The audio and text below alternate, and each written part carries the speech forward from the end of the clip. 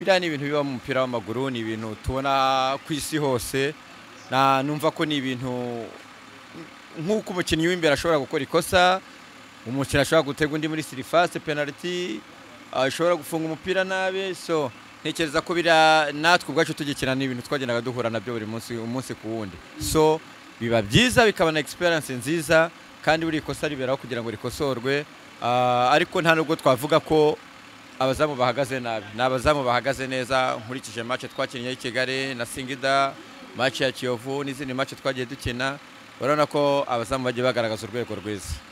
Hanyuma reka tugaruke no inyuma, Bakame wari umutoza, wari umunyezamu, ubu ni umutoza yitwa Coach Eric Ndayishimiye Bakame. Titire yamaze kugeraho, nta gusubira inyuma no gukomeza. Gahunda ziteye gute none?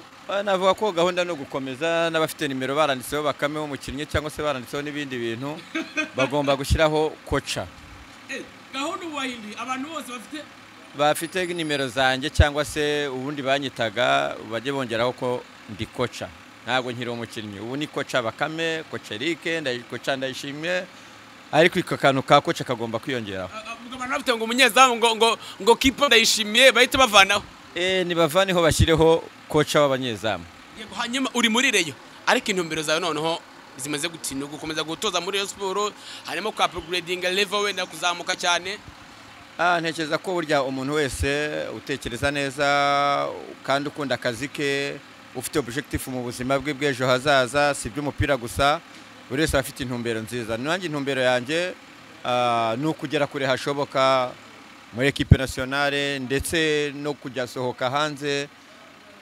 Niyo ntumbero, niyo objectif muri rusange, kugera kure. Ntago urwego rwanjye numva ngomba gukora kugira ngo urwego rwanjye rube rwagarukira mu ikipe ya Rayon Sport, ahubwo no kugira ngo mfashe ikipe ya Rayon Sport, nayo mfashe igihugu cyanjye nacyo kimfashe, ndetse nagura imipaka no mu mahanga naho babone ko natwe tubishoboye kandi twabikora.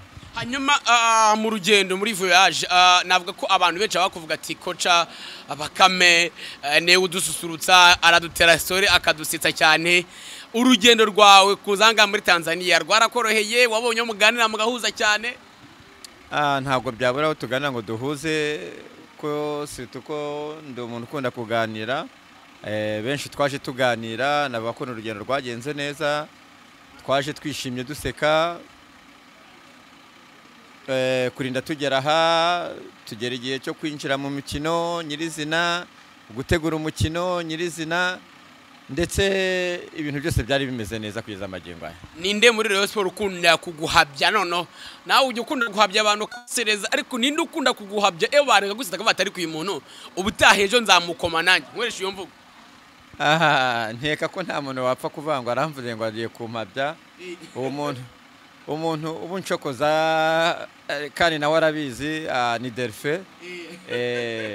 Nk'ubu ngubu kare numvaga ari kuvuga ngo bakwiseka ngo Kariyako, wowe ngo bakwiseka Kariyako bitewe n'ukuntu wambaye uyu munsi uri ku rundi rwego rwose, ibintu byahinduye isura. Hanyuma noneho saa tugiye gusubira i Kigali. Mu ndege habamo akantu kuko indege igihura n'utuntu navuga wenda ngo reka mvuge nka shaking, sinzi nimba ari ko babyita, ukabona iramanutse abantu bamwe bakazamura amaguru gatitira. Niki cyo giterwa mu ndege? Ntekereza ko nge ni ku giti cyanjye mu ndege nta muntu umenyera indege, niko nabivuga, kuko n'abazungu bayikoze ubwayo hari aho bigera ukabona yafashe intebe bashaka kuyikuraho. Ubwo rero umva ko wowe rero ni ngombwa kugira gute kugira amako kantu k'agapanike kagomba kuzamo, ko byanze bikunze hari igihe wibaza se ni umustajeri wadutwaye. Ngeje muri tugenda indege yaratitawe naho bati mwo kabyara mwamugani uyu ni umustajeri wadutwaye. Wibazaga niba ari umustajeri, wibazaga niba ari kumanuka kuri ya muhanda wo kwa Mutwe, ni ibintu byari wabonaga ari ibintu udashobora kwita kukurura ngo wumve, ariko kubera Imana. Kuva wagenda mu rugendo ni indege yaguteye ubwoba, wano kavuga ati indege mwo kabyara Imana imfasha tugere hasi? Navuga ko ni urugendo twakoze tujya Nigeria. Neka ko icyo gihe umukinnyi wese wari uri muri iyo ndege cyangwa se n'abantu bari muri iyo ndege mu ikipe y'igihugu, byari bikomeye cyane ku rundi rwego.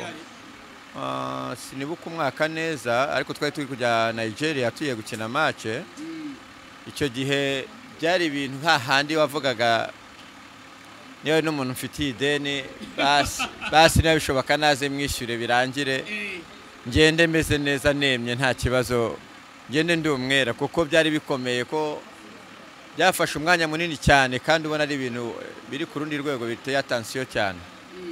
Hanyuma Tanzania noneho sasa wayibonye gute wana gutembera wari umaze kuvuga ngo Kariako ibintu by'ibicuruzwa n'abantu baba bagenda cyane yakugendekeye mu Tanzania?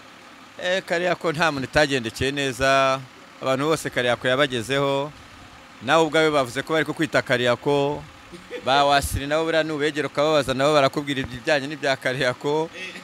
Navuga ko mu by'ukuri Tanzania ni igihugu cyiza kirashyushye, ariko navuga ko ibintu byose muri rusange hano byagenze neza pe. Shampiyona uyu mwaka rero dusorezaho cyane ni shampiyona wowe ubona kuri we rwego, ni shampiyona ubona muzitwara mute? Deshaka kanya twasezerewe muri Confederation Cup, ariko mbere yuko tuza gukina Confederation Cup nuko ari byo twari twaharaniye kugira ngo tuze kuyikina. So aka kanya intumbero na objective dufite ni shampiyona.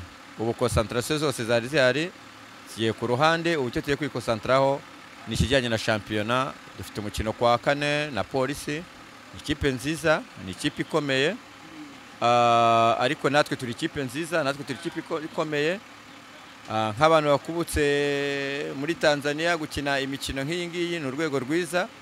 Ndumva ko amasomo tuvanye hano ni nayo tugomba kugira gute kuzaza dukosora duhindura ibintu duhere kuri match yo kwa kane. Ni match tugiye kwitegura nka finale, ni match tugiye gushyiramo imbaraga zishoboka zose kugira ngo tubone amanota 3. Urakoze nawe. Icyumweru gitaha icyumweru gitaha umuntu utuye mu manegeka ndamusaba kuba yimutse kuko umuvu w'amarira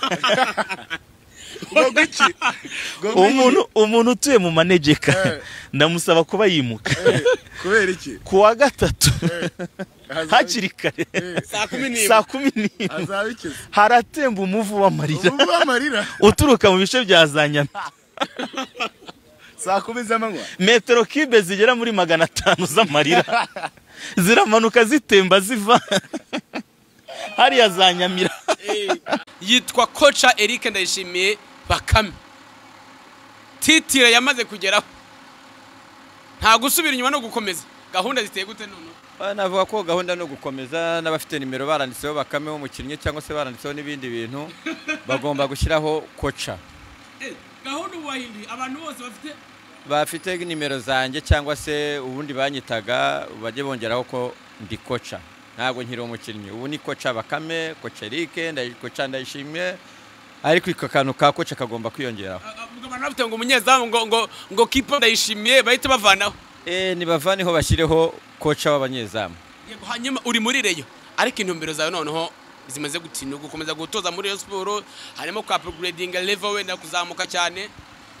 Ntekereza ko burya umuntu wese utekereza neza kandi ukunda akazi ke, ufite objective mu buzima bwe bw'ejo hazaza, si by'umupira gusa, buri wese afite intumbero nziza. Nanjye intumbero yanjye ni ukugera kure hashoboka muri equipe nationale ndetse no kujya sohoka hanze.